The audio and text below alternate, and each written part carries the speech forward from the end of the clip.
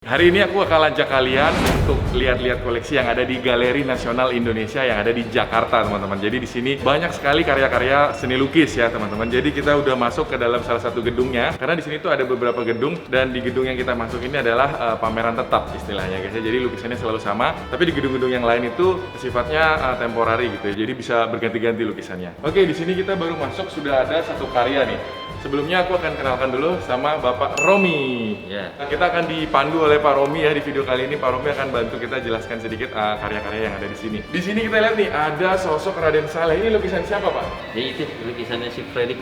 Fredrik Karl Albert. Nah, jadi ini adalah potret Raden Saleh. Saya juga punya Pak satu potret Raden Saleh di rumah. Wah, ini dia karyanya guys ya.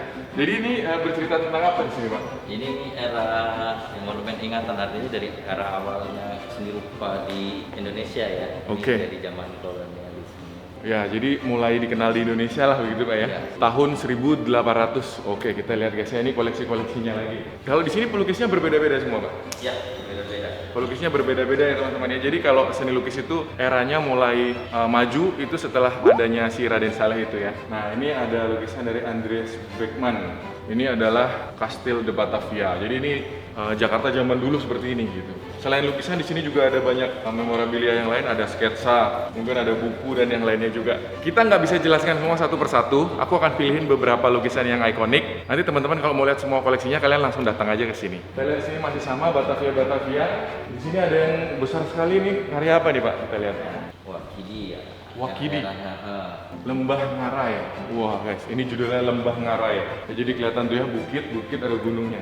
Nah, aku mau kasih lihat kalian satu lukisan yang ikonik banget, di mana ini yang membuat sosok Raden Saleh itu naik sekali namanya. Inilah dia, Pangeran Diponegoro. Nah, jadi teman-teman bisa lihat nih ada dua lukisan yang berbeda. Jadi ini ceritanya dari sini kalau nggak salah awalnya Pak ya. Ya.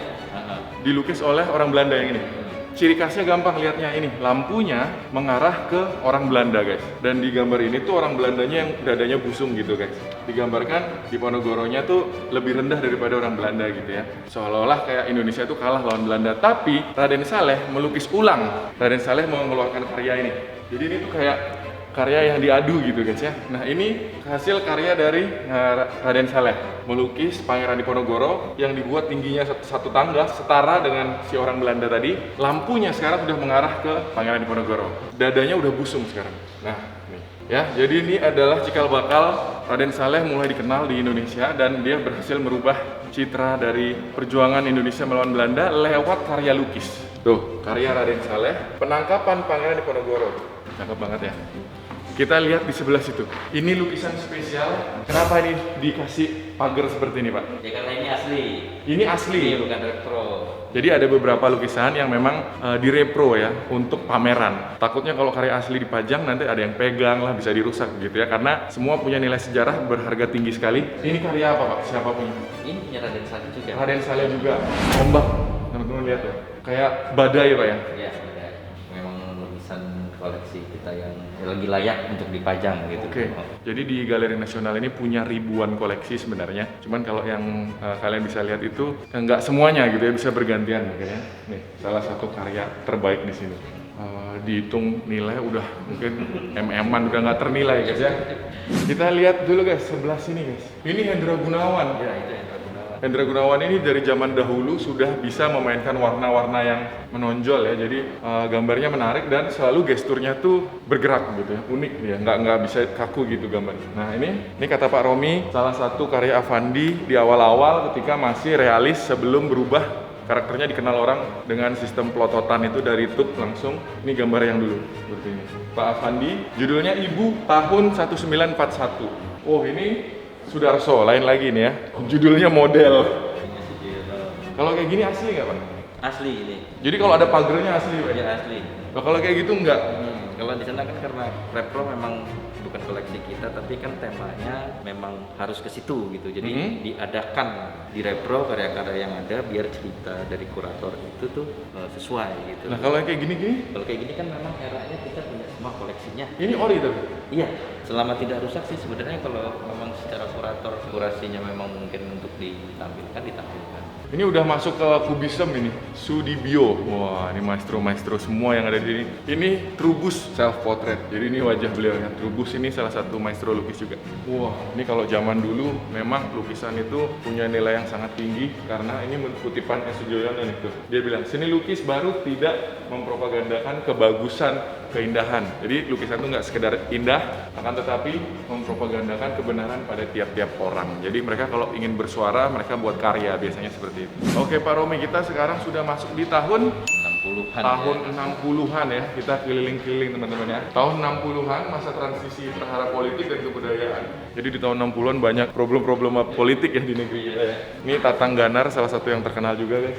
Ini Joko Peki. Joko Peki itu terkenal karakternya selalu seperti ini. Jadi kalau kalian ketemu lukisan yang wajah-wajahnya seperti ini, nah itu adalah karya Joko Peki. Judulnya Demit, tapi digambarkan sebagai pemimpin. Kalau Demit itu kan biasanya kayak negatif ya. Dia pemimpin pegang mikrofon tuh guys. Pakai jas dia. Dia selalu gitu ya, zaman dulu pelukis-pelukis itu menggambarkan situasi politik. Ini ada salah satu karya yang aku suka banget teman-teman ya. Jadi ini meskipun di tahun 60, dia udah menggambarkan jalan tol, jalan layang, semua udah digambarkan di sini, dan ini kepadatan gedung. Mungkin pada waktu itu belum sepadat ini Jakarta Pak ya. Cuman ini dia memproyeksikan gitu ya. Imajinasinya tinggi sekali tuh. Gedung-gedungnya penuh, masyarakatnya penuh ini. Oh iya, itu kereta api. Di sini lihat ada yang main gitar, ada kayak pasar gitu ya. Dan dibuat bergaris-garis ini. Tuyul ngamen bersama rakyat jelata judulnya. Sekarang kita masuk ke ruangan di era tahun 1970 ya. Jadi semakin modern karyanya Andrio. Judulnya Komposisi. Kalau kalian lihat nggak ada objeknya, tapi ini dia bermain warna, bermain bentuk ya, shape-nya, komposisinya adem gitu yang ngeliatnya. Dan bikin kayak gini juga nggak gampang. Dulu waktu aku kuliah di kafe disuruh tugas bikin beginian juga. 2 hari nggak tidur bikin ini. Ini ada salah satu idola saya nih, namanya Hardy. Ini unik guys ya. Nah ini salah satu maestro yang masih hidup sampai sekarang, living legend kata orang ya. Jadi beliau ini namanya Hardy. Ini karya pada waktu itu sempat membuat Pak Hardy ini di penjara. Jadi karya ini dibuat di tahun 1979. Beliau itu menggambarkan potret dirinya dan dikasih teks ini guys, Presiden RI tahun 2001. Nah gara-gara ada tulisan ini, Pak Hardy ini langsung ditangkap dan dipenjara. Dan karya ini sekarang menurut Pak Hardy nih dikopi menjadi beberapa piece dan itu bernilai sangat tinggi sekali sekarang. The Flag of Red and White, karya dari Bonyong Muni Ardi. Guys, ini katanya adalah bendera merah putih tapi dijadikan karya begitu ya. Teman-teman bisa lihat perubahannya karakternya ya, semakin tahun semakin modern dan semakin bercerita. Nah, ini juga salah satu seniman yang masih hidup sampai sekarang, namanya Ivan Sagita. Karakternya selalu seperti ini. Ini cakep nih. Ini karya orang Bali guys. Gusti Nengah Nurate, Pencapaian Kedamaian. Wah, ini karya seorang perupa perempuan guys ya, Lucia Hartini, Keterbatasan. Ini gambar lautan juga, ada pusaran air tuh jatuh-jatuh ke batu karang. Cakep banget ya, ini garis-garisnya rapih, detail-detail banget. Ini masuk instalasi Pak ya? Iya. Jadi seni rupa itu ada yang lukis, ada yang patung, ada yang instalasi guys ya. Kemarin salah satu yang bikin heboh di dunia kan, yang ada pisang di lakban terus laku mahal banget, nah itu seni instalasi. Namanya Heri Dono, ini salah satu yang terkenal juga guys. Born and Freedom, lahir dan merdeka. Itulah namanya seni guys ya. Tidak bisa dijelaskan kadang-kadang. Guys, ini cakep banget guys. Keren banget, ini di detailing satu-satu ini. Ini tahun 90-an guys sekarang. Hening Purnamawati guys, lihat. Detailnya cakep banget. Ini mirip kayak karakter lukisan tradisi Bali nih. Karyanya besar, di setiap detail itu ada cerita sendiri-sendiri. Di sini ada ceritanya, orangnya mau masuk telur. Ya, ini ada yang orang digoreng. Ada singa yang matanya ditutup, corong. Jadi dia punya banyak sekali cerita di dalam sebuah satu karya ini. Di sini ada keadilan. Ini ada uang dolar juga. Gila, ini bagus banget guys ya. Dan lukisannya rapih banget. Ini adalah karya dari Dede Eri. Beliau itu yang membuat desain uang. Uang 50.000 tuh yang Pak Harto tuh. Uang 50.000 yang ada gambar Pak Harto. Nah ini pelukisnya buat karya ini juga. Ini gambar beton yang nggak jadi dibangun ini guys tuh. Beton besi-besinya keluar tuh. Ini ada kayak apa, pipa pecah gitu guys ya. Pecahannya kemana-mana. Makanya aku sekarang lagi pingin belajar ngelukis guys. Supaya bisa bikin karya juga. Jadi printing di atas stainless ya. Wow, keren banget guys. Jadi ini di era modern, karya itu bisa dibuat dari apa aja. Dan ini tuh di print di atas aluminium ya Pak ya. Lihat tuh guys. Kapal-kapal laut waktu tsunami itu bisa ke daratan, difoto, lalu di print di atas aluminium. Coba kita intip, ini semuanya dari bordiran guys. Iklan-iklan obat kuat ini. Tanduk rusa, waduh. Coba kita intip di dalam ini. Oh, hanya kerangka besi. Ini ada 2 patung, di bawah ada kakinya. Jadi tadi kita itu tur di salah satu area di mana di situ menceritakan perjalanan seni lukis dari tahun 60, 70 sampai tahun 2000. Dan sekarang aku masuk ke ruangan yang berbeda. Jadi di Galeri Nasional ini tuh ada banyak banget, ada gedung-gedungnya bahkan dan ada ruangan-ruangan. Nah, ini ruangan di mana Galeri Nasional mengakuisisi karya-karya dari seniman-seniman Indonesia ya. Ini juga ada karya-karya banyak tadi di belakang saya. Nah, ini salah satu yang saya interest juga, lihat, kelihatan bentuk wayang, permainan warnanya merah, hijau, bold sekali warnanya. Dan ini adalah karya dari seniman Nasirun. Ya, kebetulan beliau ini masih ada dan tinggalnya di Jogja. Mudah-mudahan suatu saat nanti kita punya kesempatan ya, tahun depan lah, mudah-mudahan 2023. Teman-teman doakan kita mampir ya ke rumahnya, karena beliau itu saya juga suka nonton di YouTube, mengkoleksi banyak sekali karya seni dari seniman seluruh Indonesia dan dunia bahkan. Dan ini ada yang unik nih. Dari tadi menarik perhatian, kalian lihat ada semacam boneka kayu disambung juga dengan anyaman yang diberi topeng dan semuanya nonton TV. Belajar Antri Kepada Semut judulnya. Tahun 96 dari Krisnamurti.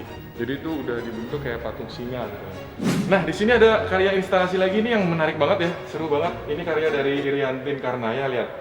Banyak banget dia membuat semut-semut sampai naik ke tembok. Itu di atas bebatuan juga ceritanya nih. Bahannya tembaga, gypsum sama pasir. Sugar and ants, gula dan semut. Ada gula maka ada semut guys tuh. Masih ada satu ruangan lagi, ini semua karya-karya perupa Indonesia. Yang ini lukisan kaca guys, ini menarik. Ini lukisan kaca.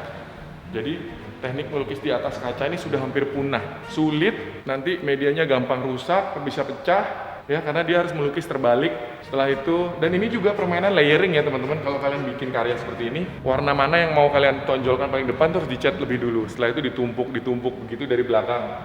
Hampir punah karya lukis di kaca ini. Ini karya dari Haryadi Swadi, kedua-duanya sama nih. Nah, ini salah satu maestro lagi dari Hengatung. Nilainya mahal sekali, ini udah langka juga ya sekarang. Kalian mau cari punya uang juga belum tentu bisa beli.